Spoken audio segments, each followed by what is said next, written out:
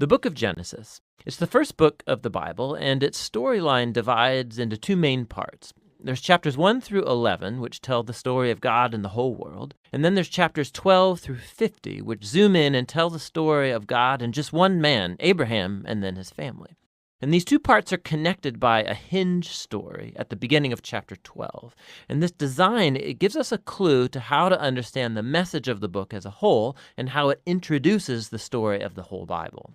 So the book begins with God taking the disorder and the darkness described in the second sentence of the Bible, and God brings out of it order and beauty and goodness. He makes a world where life can flourish. And God makes these creatures called humans, or Adam in Hebrew. He makes them in his image, which has to do with their role and purpose in God's world. So the humans are made to be reflections of God's character out into the world, and they're appointed as God's representatives to rule his world on his behalf, which in context means to harness all of its potential, to care for it, and make it a place where even more life can flourish.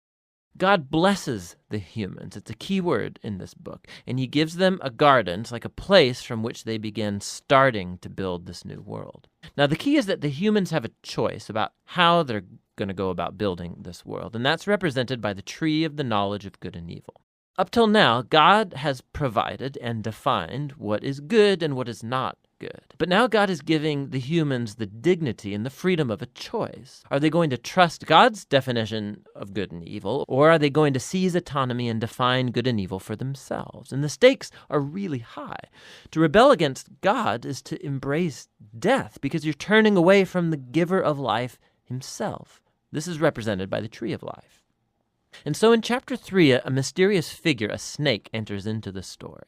The snake's given no introduction other than it's a creature that God made. And it becomes clear that it's a creature in rebellion against God, and it wants to lead the humans into rebellion and their death.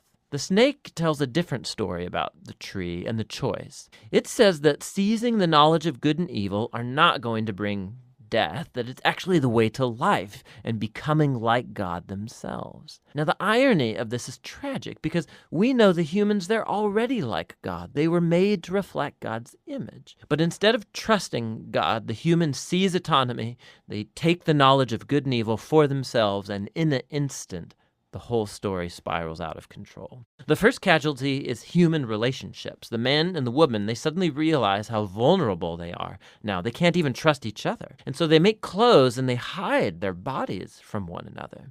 The second casualty is that intimacy between God and the humans is lost. So they go and run and hide from God, and then when God finds them, they start this game of blame shifting about who rebelled first. Now right here the story stops, and there's a series of short poems where God declares to the snake and then to the humans the tragic consequences of their actions. God first tells the snake that despite its apparent victory, it is destined for defeat, to eat dust. God promises that one day a seed or a descendant will come from the woman who's going to deliver a lethal strike to the snake's head, which sounds like great news, but this victory is going to come with a cost, because the snake too will deliver a lethal strike to the descendant's heel as it's being crushed. It's a very mysterious promise of this wounded victor. But in the flow of the story so far, you see this is an act of God's grace. The humans, they've just rebelled, and what does God do? He promises to rescue them. But this doesn't erase the consequences of the humans' decision. So God informs them that now every aspect of their life together, at home and out in the field, it's going to be fraught with grief and pain because of the rebellion, all leading to their death. From here, the story then spirals downward. Chapters 3 through 11, they trace the widening ripple effect of the rebellion and of human relationships fracturing at every level. So there's a story about two brothers, Cain and Abel.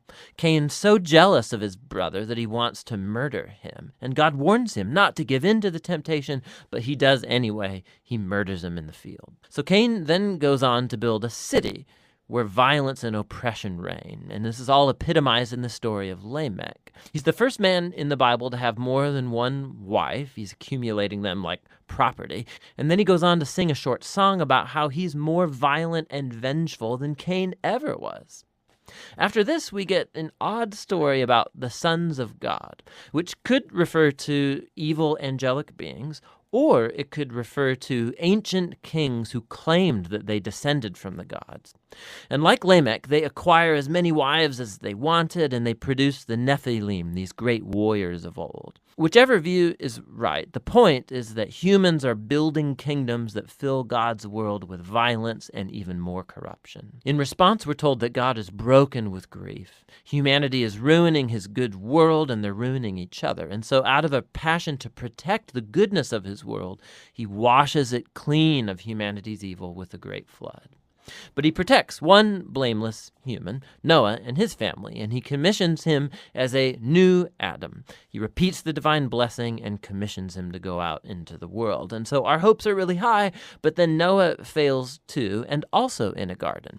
He goes and he plants a vineyard, and he gets drunk out of his mind. And then one of his sons, Ham, does something shameful to his father in the tent. And so here we have our new Adam, naked and ashamed, just like the first, and the downward spiral begins again. It all leads to the foundation of the city of Babylon. The people of ancient Mesopotamia, they come together around this new technology they have, the brick. And they can make cities and towers bigger and faster than anybody's ever done before. And they want to build a new kind of tower that will reach up to the gods, and they will make a great name for themselves. It's an image of human rebellion and arrogance. It's the garden rebellion now writ large. And so God humbles their pride and scatters them.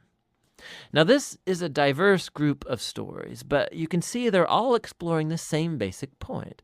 God keeps giving humans the chance to do the right thing with his world, and humans keep ruining it. These stories are making a claim that we live in a good world that we have turned bad, that we've all chosen to define good and evil for ourselves, and so we all contribute to this world of broken relationships, leading to conflict and violence and ultimately death. But there's hope.